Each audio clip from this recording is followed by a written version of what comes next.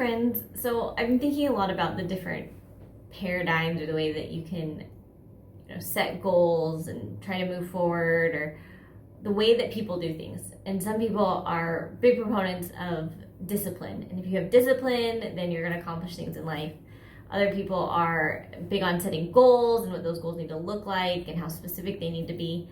So I just want to walk through why I think having a next step is so important, and why seeing it as a bigger picture of maturity is key in being able to reach the next step and accomplish goals and become more disciplined in the things that you're doing, versus letting discipline pull the cart, or letting goals be the key focus. In life, we're just gonna have a lot of distractions that come up. There's gonna be social media, there's gonna be just opportunities, ads. People want your attention and they're gonna do everything they can to get your attention.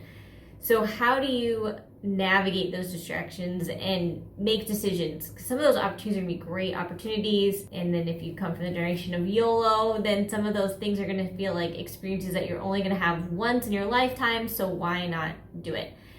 Well, the why not can come from your next step. What's the thing that you're working on right now for greater maturity and growth? And then does that distraction or that opportunity fit in with you achieving the next step?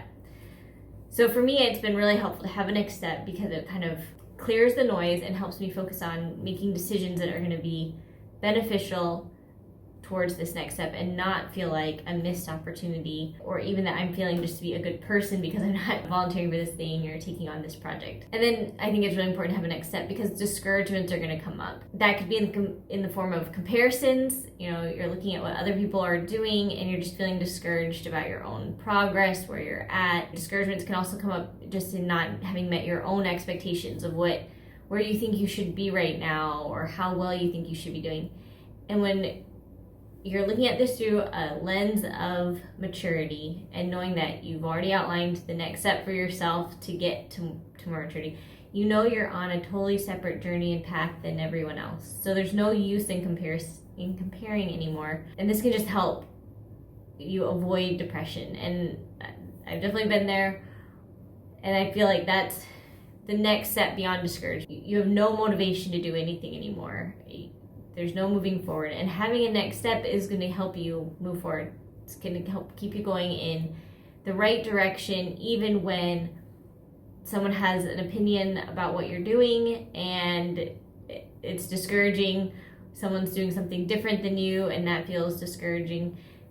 Knowing that your next step is there in front of you, waiting for you, and that it's going to help you on the path that God wants you to follow for greater growth and maturity. Can just be an encouragement to you. And then in the face of disappointment, a next step, a greater goal of maturity can also be really encouraging, because that disappointment, that failure, that thing that you didn't do that you thought you were going to be able to do, is actually an opportunity. It's part of the next step because you're learning from it.